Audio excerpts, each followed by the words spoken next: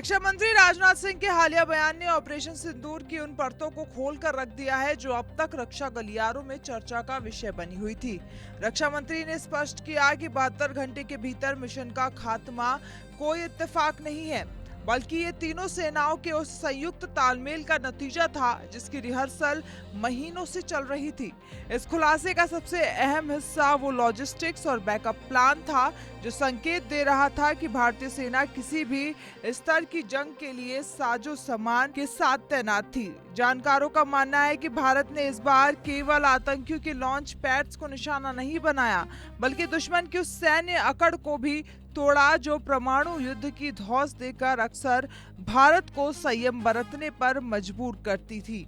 यह ऑपरेशन इस बात का प्रमाण है कि भारत अब शॉर्ट टर्म मिशन से लेकर लॉन्ग टर्म वार तक हर स्थिति के लिए तैयार है। लंबी जंग को तैयार भारत, 72 घंटे में ऑपरेशन पूरा, तीनों सेनाओं की संयुक्त ताकत। इस पूरे ऑपरेशन की नींव उस काली तारीख में छिपी है जब पहलगाम में निर्दोषों के खून से जमीन लाल हुई थी। उस हमले ने देश के भीतर एक आक्रोश को जन्म दिया, लेकिन सरकार और सेना ने भावनाओं के बजाय बुद्धिमत्ता से काम लिया।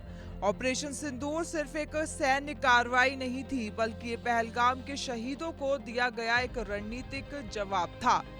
यहाँ सवाल दोनों पक्षों की ओर से उठते हैं। जहाँ भारत इसे इंसाफ कह रहा है, वहीं मानवाधिकारों और अंतर्राष्ट्रीय सीमाओं की दुहाई देने वाले तत्व इस पर सवाल उठा रहे हैं। लेकिन हकीकत यह है कि जब कूटनीति के दरवाजे बंद हो जाते हैं, तब सेना के बूटों की आवाज ही एकमात्र भाषा बचती है।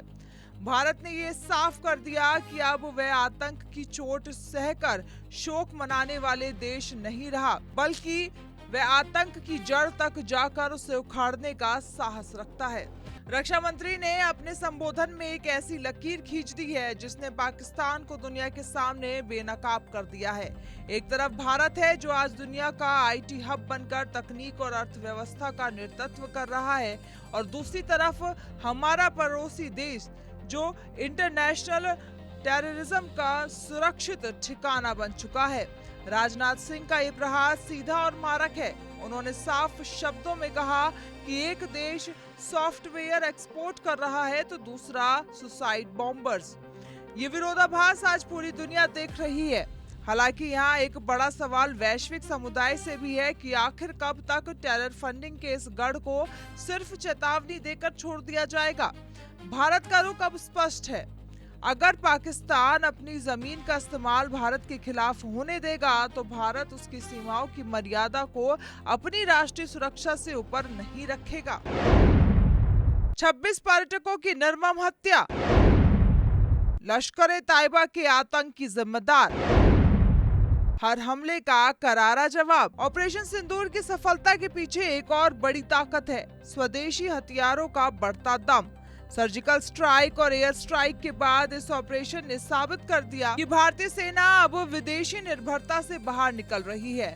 ड्रोन तकनीक से लेकर सटीक मिसाइल प्रणाली तक इस मिशन में इस्तेमाल हुए रक्षा उपकरणों ने मेक इन इंडिया की सार्थकता सिद्ध की है।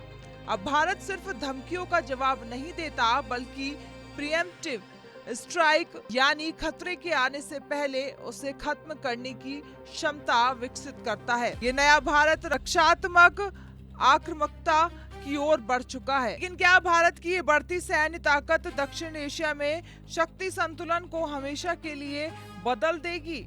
ये एक ऐसा प्रश्न है जिसका उत्तर आने वाला समय और भारत की बढ़ती वैश्विक साख देगी। ऑपरेशन सिंदूर की कहानी सिर्फ 72 घंटों की नहीं है, बल्कि ये उन दशकों की तैयारी का परिणाम है जिसमें भारत ने अपनी शांति प्रिय छवि के साथ साथ अपनी शक्ति को भी संवारा है।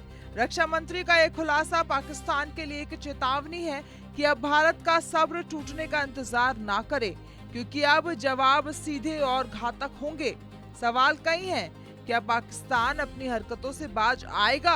क्या अंतर्राष्ट्रीय मंचों पर उसे प्रतिबंधित किया जाएगा? लेकिन इन सबसे ऊपर एक सत्य ये है कि भारत अब झुकने वाला नहीं है।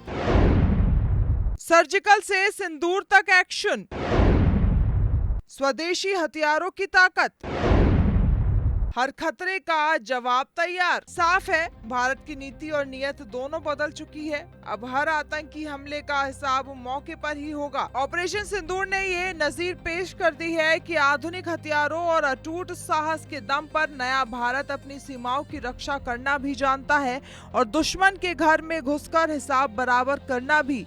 ये संदेश सिर्फ सरहद के उस पार के लिए नहीं, बल्कि पूरी दुनिया के लिए है। भारत अब अपनी संप्रभुता के साथ कोई समझौता नहीं करेगा।